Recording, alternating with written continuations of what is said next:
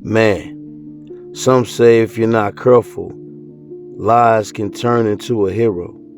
Heroes turn into legends, and legends will always be worshipped when a society lacks historical accuracy. But a lie remains a lie despite the many years it stands. Don't understand? Let me explain. The cross. But I can't let you go.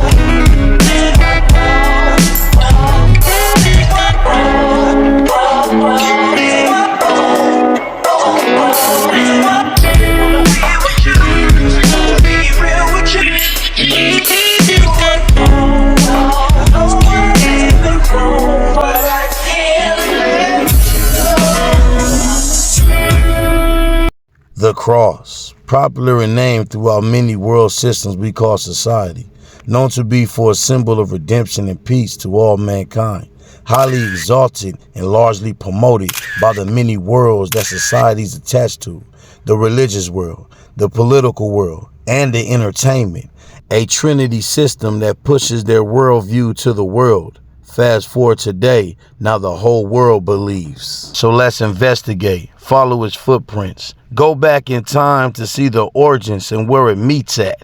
The cross, weapon of worship. Crucifixion is one of the most notorious forms of execution in human history, known for its cruelty and its impact on religious traditions. Crucifixion was more than a method of execution. It was a message of power and control. But where did it start? And how did it spread across the ancient world? The origins of crucifixion are believed to go back to the ancient Persians around the 6th century BCE. Early forms of crucifixion involved impaling or hanging individuals on wooden stakes. The Persians used it to punish those considered enemies of the state. The goal was not just death, but to publicly display the bodies of the condemned, ensuring maximum humiliation.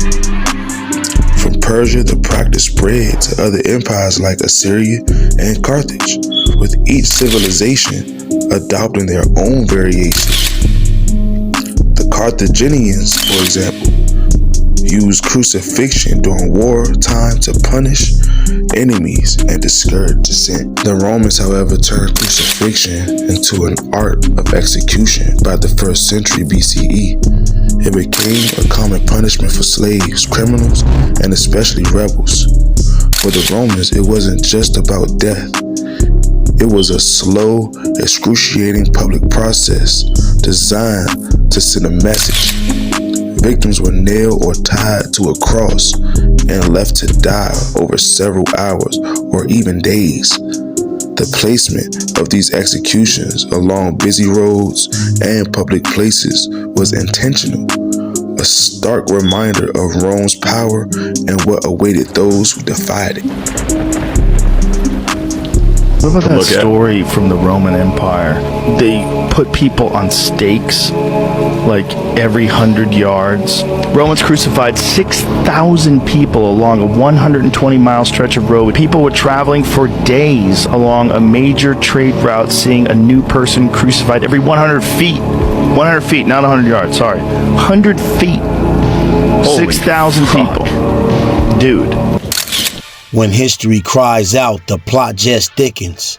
before Rome made crucifix famous, an enemy within the bloodline of the nation of Israel, a royal house, ignited a religious and political civil war based off heritage and prophecies. The Hasmonean dynasty, 134 BC, a wicked king by the name of Alexander Jannaeus, who was an offspring of the Maccabean bloodline, proclaimed himself to be king and priest under the Levitical office, created a conflict towards the Pharisees, given that it was against law and heritage to submerge the two offices together.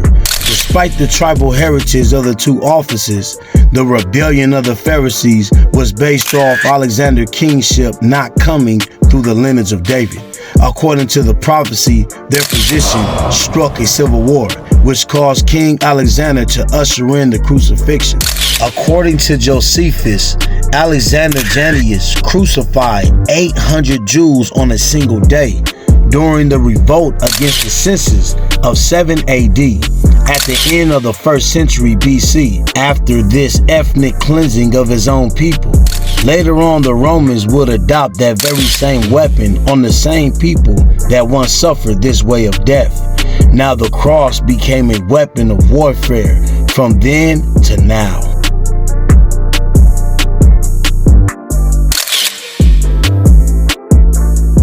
Crucifixion wasn't just about physical punishment, it was psychological. The sight of a victim hanging, stripped, and exposed served as a powerful deterrent. It represented both humiliation and the absolute authority of the state. Unlike other forms of execution, crucifixion forced the condemned to suffer a slow death, usually from asphyxiation, dehydration, or shock. In this way, the condemned were made into a gruesome public spectacle. From ancient Persia to the Roman Empire, crucifixion remains one of the most brutal reminders of how power was wielded in the ancient world. Its infamous role in the death of Yahushua HaMashiach, whom people may call Jesus Christ, ensured that the memory of this punishment will endure for a millennia.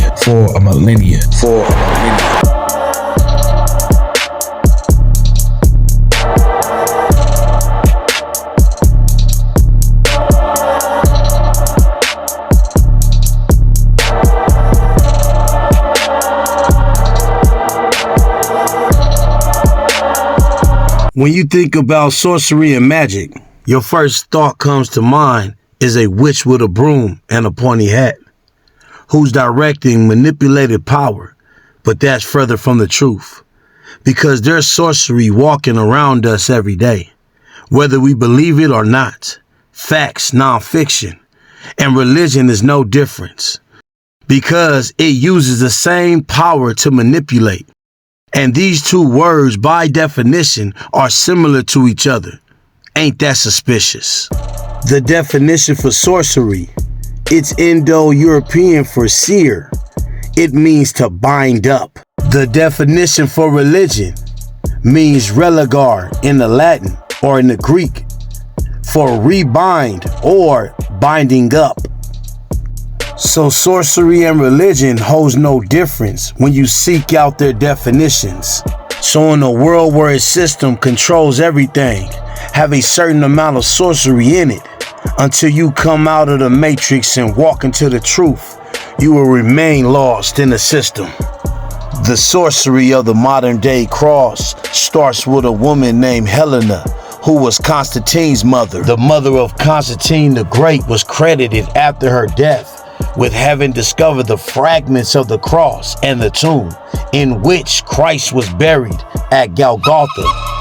Many statues of this woman in Europe portraying to be a saint of the Most High, carrying the cross on her side, is what the true image of the modern day cross comes from. One would even believe that the modern day portraits of Mother Mary is really this woman, Helena. Why do I say that? Because on the other side of the coin, they acknowledge the Black Madonna, who portrays to be the real Mother Mary. Who portrays to be the real Mother Mary. Who portrays to be the real Mother Mary.